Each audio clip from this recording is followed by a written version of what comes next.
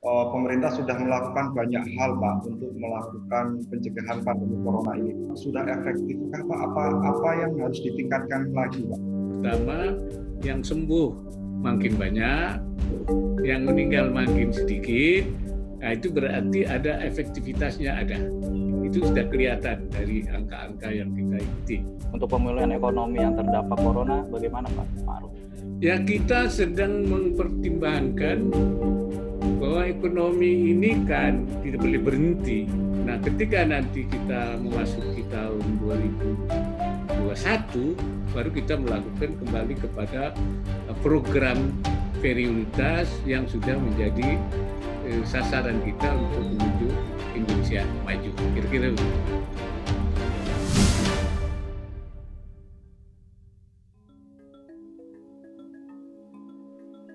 Assalamualaikum Pak Ma'ruf. Waalaikumsalam warahmatullahi wabarakatuh. Sehat Pak? Alhamdulillah, baik. Alhamdulillah. Pak, saya Muhammad Hasis dari Merdeka bersama Harmanto Bimo, Pak. Ya. Pak, terima kasih atas waktunya, Pak, kesempatannya, Pak. Ya, sama-sama. Ada beberapa yang ingin saya tanyakan, Pak, terkait dengan pandemi corona ini, Pak. Pertama, soal dengan pandemi seperti ini, kalau biasanya Bapak Wapres sering meeting dengan Bapak Presiden untuk mengatasi persoalan-persoalan bangsa, di tengah pandemi seperti ini gimana Pak untuk melaksanakan tugas-tugas Bapak gitu? Saya kira di dalam menangani pandemi ini tidak ada soal pembagian tugas, itu tidak ada. Ini merupakan satu kesatuan. Jadi penanganannya dipimpin langsung oleh Presiden, operasionalnya dilakukan oleh gugus tugas. Ya, secara operasional dengan melibatkan semua kementerian dan lembaga. Dalam hal-hal yang strategis itu dibicarakan dan diputuskan melalui sidang kabinet, sehingga langkah-langkah yang akan diambil itu sebagai satu tindak lanjut daripada putusan-putusan sidang kabinet, di mana Presiden sama saya Wakil Presiden dan juga para Menko maupun Menteri menyampaikan pendapat-pendapatnya untuk menjadi keputusan. Nah, kemudian putusan itu kemudian yang secara operasional dilakukan oleh gugus tugas. Saya kira itu pola kerja dalam menangani COVID-19 ini. Dilakukan secara virtual terus ya Pak ya? Ya. Pak, soal strategi pemerintah ini Pak, kalau kita lihat pemerintah sudah melakukan banyak hal Pak untuk melakukan pencegahan pandemi corona ini. Ada berbagai upaya baik dari sisi ekonomi, sosial, dan kesehatan. Nah, sejauh ini Bapak Wapres melihat sudah efektifkah Pak? Apa yang harus ditingkatkan lagi Pak? Ada beberapa langkah ya. Pertama tentu dari aspek kesehatan, coronanya itu sendiri. Ya. Yang kedua itu soal dampaknya, dua hal yang dampaknya itu. Pertama dampak sosialnya, banyak yang PHK, warung-warung tidak bisa berfungsi, kemudian banyak PHK, sehingga ada penambahan miskin baru ya karena adanya corona. Yang ketiga adalah yang terdampak itu sektor ekonomi, terutama ekonomi kecil, UMK ya, usaha mikro kecil. Karena itu ada yang namanya stimulus ya, stimulus yang diberikan. Nah, untuk menangani COVID-nya sendiri itu ada 3 langkah yang dilakukan. Pertama, melakukan tes masif yang terus dilakukan supaya memperoleh gambaran yang sesungguhnya. Dan itu dilakukan dengan melakukan tes di mana-mana, dilengkapi alatnya. Targetnya itu 1 hari 10.000.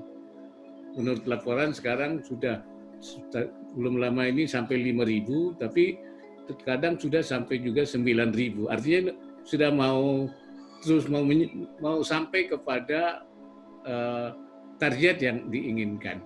Ini juga berjalan terus. Yang kedua itu layanan kesehatannya, isolasi, pengobatannya. Ini juga terus menuju kesempurnaan.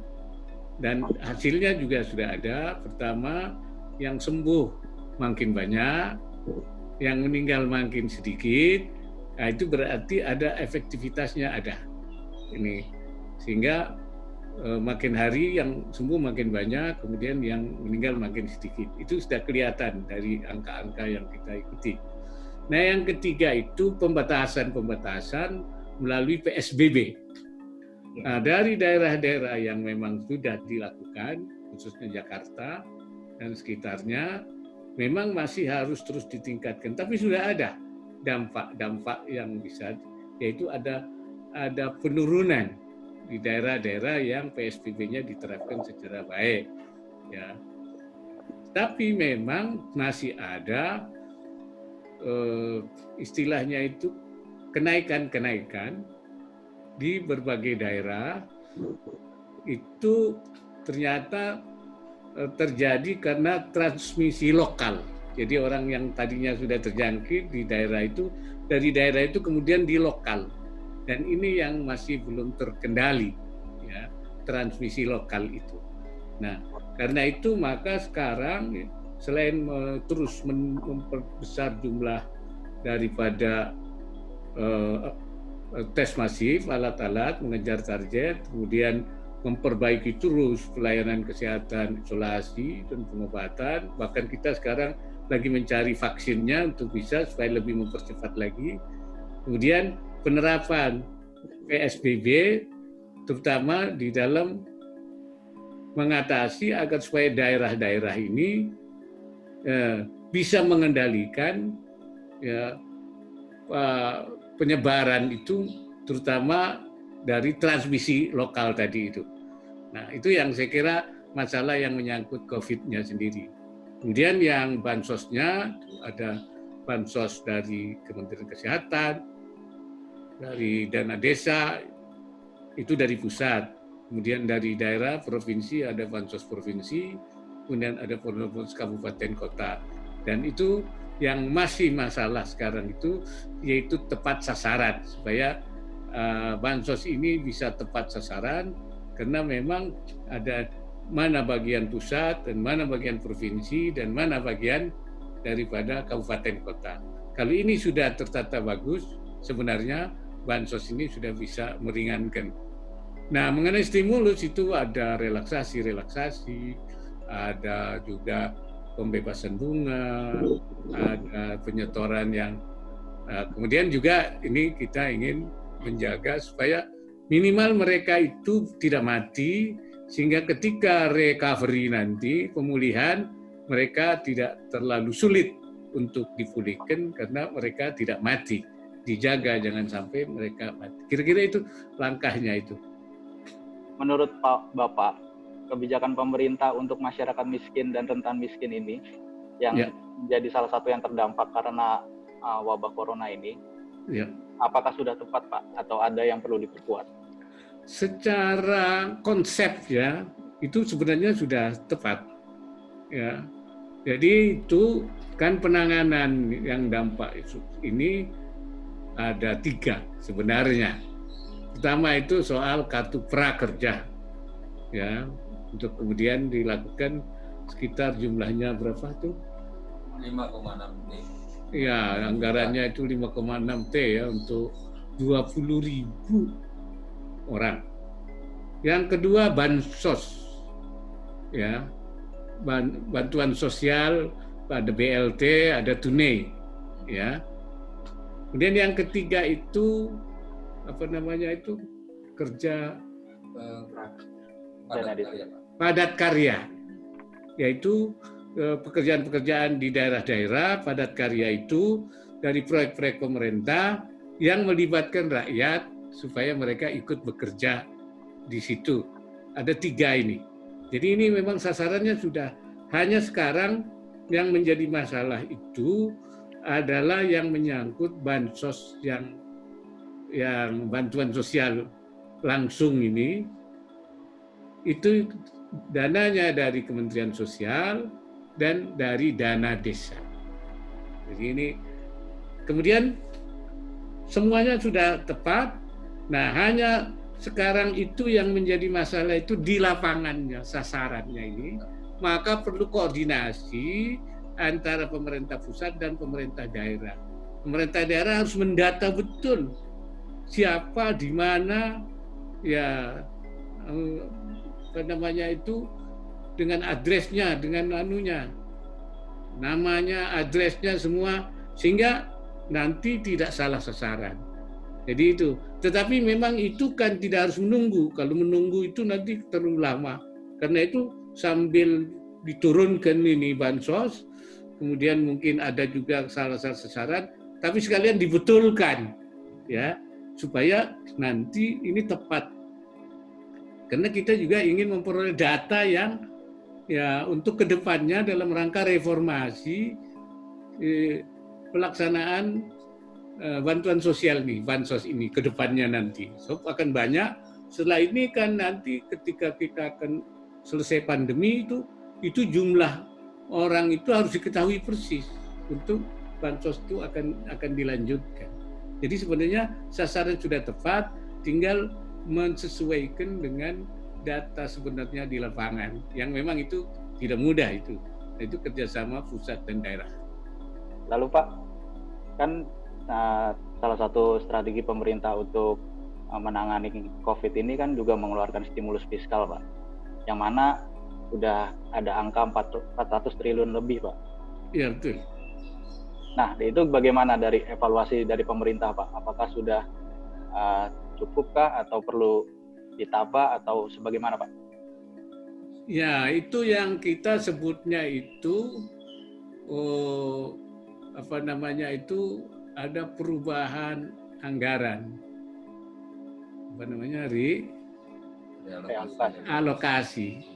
Realokasi anggaran.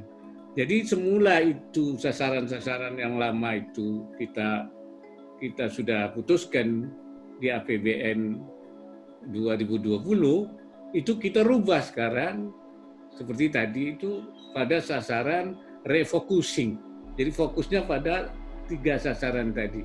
Penanganan COVID-nya, kemudian bansos, kemudian stimulus.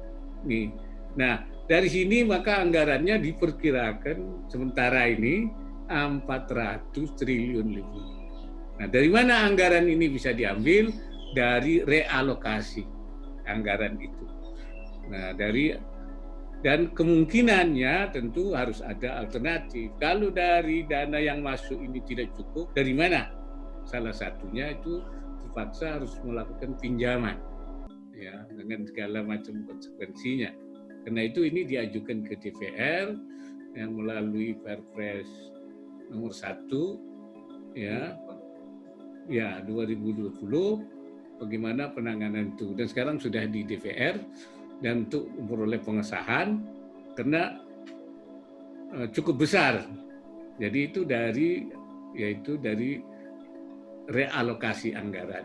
Dan itu bukan hanya di pemerintah pusat, di APBD pun juga kita minta di APBD provinsi, kabupaten kota juga semua melakukan realokasi sesuai dengan sasaran yang ingin kita capai. Dan itulah jadi memang ini tahun-tahun prihatin, ya. Kalau bahasa Kiai itu namanya Amul Huzn, ya, tahun kesulitan, sehingga ada perlu readjustment, ada penyesuaian baik fokusnya maupun juga alokasi anggarannya. Saya kira itu. Kalau untuk rencana 3 bulan, 6 bulan, dan 1 tahun pemerintah untuk pemulihan ekonomi yang terdampak corona, bagaimana Pak Ma'ruf?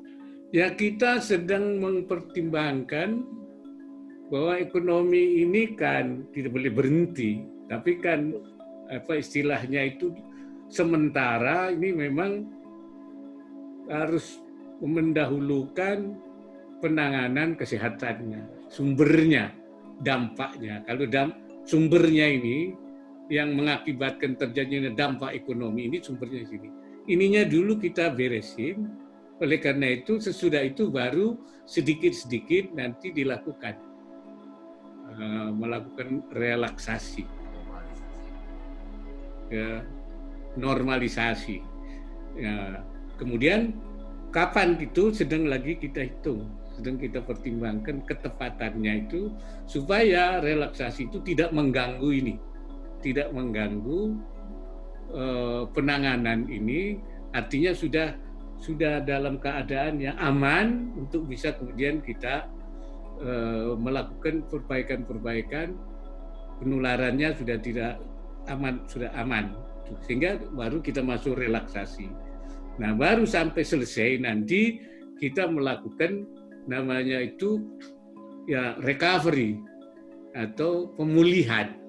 Nah, pemulihan ini tentu kita utamakan bagaimana memulihkan yang terdampak itu. Nah, ketika nanti kita memasuki tahun 2021, sesudah pemulihan itu bisa kita normalkan kembali, baru kita melakukan kembali kepada program prioritas yang sudah menjadi sasaran kita untuk menuju Indonesia maju. Kira-kira begitu. Ya, Pak. Bapak Wapres, kalau tadi soal ekonomi, Pak, ini soal tadi yang Bapak sebut soal kesehatan. Bicara soal kesehatan ini kan sebenarnya tidak hanya melibatkan edukasi dari para dokter gitu misalkan. Tapi penting nggak sih Pak merangkul para tokoh agama gitu untuk bersama-sama mengedukasi masyarakat pentingnya menjaga kesehatan, social distancing dan segala macam itu Pak, untuk merangkul para tokoh agama ini Pak, untuk membantu mengedukasi masyarakat. Ya, saya kira memang sejak awal tokoh agama sudah dilibatkan dalam menghadapi tantangan COVID-19 ini. Ya, pertama kan tokoh agama ini kan diminta pendapatnya bagaimana supaya membuat masyarakat ini bisa melaksanakan physical distancing. Ya, bagaimana supaya itu bisa terbaik dengan ibadah, terutama ibadah yang bisa ngumpul orang banyak. Ya, misalnya Jumatan, sholat berjamaah, bahkan di bulan Ramadan itu tarawih berjamaah. Nah, ini ulama sudah memberikan pendapatnya bahwa dalam situasi yang sangat darurat, maka orang boleh tidak Jumat. Oleh karena itu kemudian, tapi daerah-daerah yang memang merah, maka yang menentukan pemerintah, dalam hal ini gubernur. Nanti gubernur mengatakan bahwa daerahnya merah, maka boleh tidak Jumat, boleh tidak berjamaah. Ini saya kira. Kemudian yang kedua itu soal mudik. Ya, kalau soal mudik itu memang juga membahayakan seperti halnya sholat berjamaah, maka mudik itu juga ya dilarang. Ya, karena itu prinsipnya kan tidak boleh membahayakan diri sendiri dan membahayakan orang lain. Itu prinsip agamanya ya. Maka disebut la darara wa la dirara. Nah, prinsip ini yang kemudian dilakukan. Setelah itu kemudian pemerintah melakukan pelarangan mudik. Nah, itu maka tokoh agama mengatakan pemerintah sudah melarang, wajib pertama ada bahaya, kedua ada larangan dari pemerintah, mentaati pemerintah dalam agama yang sah itu adalah wajib, apalagi di situ ada bahaya. Jadi tokoh agama sudah berperan. Ketika juga kemudian melaksanakan pengurusan jenazah, pemulasaraan ya jenazah, atau bahasa fikihnya tajhizul janaiz, maka memberikan juga kalau nanti pertama pengurusan jenazah itu harus diurus oleh orang yang paham, yaitu petugas-petugas kesehatan, Kalau sampai juga masih ada bahaya, tidak perlu dimandikan, ya, cukup dikafani terus ditanam saja. Ya, ini cara-cara ulama mengambil apa? Kemudian juga secara keseluruhan melarang orang untuk ya berdekatan, kemudian berkumpul rame-rame. Alasannya sama, hal-hal yang bisa menimbulkan bahaya baik dirinya untuk orang lain. Ini ulama sudah bicara di mana-mana semua, memberikan penjelasan kepada masyarakat. Dan bukan hanya ulama, semua tokoh agama, semua pihak dilibatkan. Bahkan tokoh agama sudah juga lebih jauh untuk pertama mempercepat pengeluaran zakat. Karena ini dibutuhkan, baik zakat mal maupun zakat fitrah. Kemudian selain zakat juga infak sedekah, karena kewajiban masyarakat yang punya kelebihan pada saat dibutuhkan tidak hanya zakat, ya, tapi juga infak dan sedekah yang tentu aturannya lebih fleksibel. Ini ulama terus bahkan sudah sampai ke tingkat fardu kifayah. Fardu kifayah itu asal ada yang melaksanakan itu cukup. Bahkan kalau banyak orang yang tidak makan, itu sudah fardu ain di daerah di mana banyak orang yang tidak makan. Jadi sudah jauh ini para ulama mengambil peran. Dan memang ini tidak bisa dilakukan oleh satu pihak saja.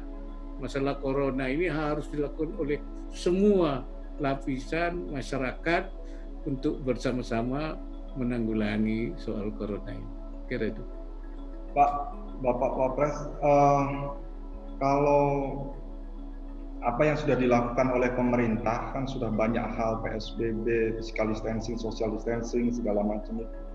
Kalau kita lihat kurvanya mulai dari bulan Maret, April ini kan masih sampai Mei ini juga masih tinggi ya Pak ya. Apa yang harus dilakukan pemerintah mungkin lebih keras tegas lagi mungkin agar kurva positif warga yang positif corona ini bisa menurun bahkan nanti bisa normal kembali. Ya itu kalau yang sudah PSBB-nya diterapkan secara tepat itu terjadi penurunan. Landai. Tetapi ada juga daerah-daerah yang ya belum terkendali, yaitu tadi terjadinya transmisi lokal. Jadi kalau tadinya itu ada antar daerah membawa COVID dari satu daerah ke tempat yang lain, nah sekarang sudah berada di daerah itu sendiri di antara mereka yang terpapar. Nah ini yang sedang dikejar. Nah transmisi lokal inilah yang kemudian menyebabkan terjadinya belum terkendali itu. Ini. Tetapi daerah-daerah yang sudah bagus menerapkan PSBB-nya dari beberapa daerah, dari survei yang bisa dilihat, itu agak terkendali. Walaupun memang harus terus ditingkatkan. Tapi daerah-daerah yang masih tertentu yang belum PSBB-nya bagus, itu adanya transmisi lokal. Nah sekarang yang lagi dibenahi ini transmisi lokalnya. Kalau sudah seluruhnya bisa terkendali, nah berarti ini kita sudah berada dalam posisi bisa menahan untuk tidak lagi terjadi kenaikan, tapi nanti arahnya cenderung kepada penurunan. Nah, tingkat ini yang sedang kita usahakan. Pak, terakhir Pak, soal menjelang mudik tadi Bapak sudah menyinggung sedikit soal himbauan kepada ini apalagi 2 pekan menjelang Idul Fitri, mungkin banyak masyarakat yang mulai nyolong-nyolong sedikit nih, saya mau mudik duluan nih, gimana ini ya kan? Bagaimanapun mereka juga rindu kampung halaman, ini himbauan kepada masyarakat bagaimana Pak? Ya, sekarang itu supaya masyarakat tidak mudik. Kenapa? Karena ada bahaya. Kalau dia tidak dia sendiri yang terkena, bisa juga dia yang menularkan kepada keluarganya di kampung. Jadi ada bahaya di situ. Agama tidak boleh, kalau kita bahaya harus kita menghindar. Yang kedua tadi saya katakan ada larangan pemerintah. Larangan pemerintah itu kalau sudah larangan pemerintah dan pemerintah itu demi kemaslahatan umat, demi kemaslahatan masyarakat itu sendiri, para ulama mengatakan wajib hukumnya kita patuh melaksanakan itu. Karena di situ ada maslahat, ada kebaikan, dan menghindarkan kebahayaan. Kemudian lagi kita kan intinya mudik itu kan silaturahim. Nah, silaturahim itu saya kira bisa kita ganti melalui media sosial, melalui handphone, melalui WA, dan masih bisa juga kita undur nanti ketika pandeminya sudah berlalu. Diperkirakan nanti bulan Idul Adha itu ya diharapkan itu sudah tidak ada, dan nanti cutinya itu dipindahkan dari cuti Lebaran Fitrah atau Idul Fitri ke Idul Adha. Jadi bisa diundur, bisa melalui media, bisa diundur, dan nanti secara fisik bisa. Jadi sebenarnya inti silaturahimnya tidak ada. Oleh karena itu kita harus bersabar dan demi kemaslahatan kita sendiri, demi kemaslahatan keluarga, dan kemaslahatan seluruh warga bangsa secara keseluruhan. Ini supaya ini juga COVID-19 cepat berlalu. Jangan terus ada penularan dari daerah ke daerah yang lain, dari transmisi daerah itu. Nah, ini yang kita putus semua rantainya supaya terjadi penurunan secara lebih cepat. Saya kira itu. Terima kasih Bapak Wapres, Pak, atas waktunya, Pak. Ya, sama-sama. Ya, terima kasih. Assalamualaikum. Waalaikumsalam warahmatullahi wabarakatuh.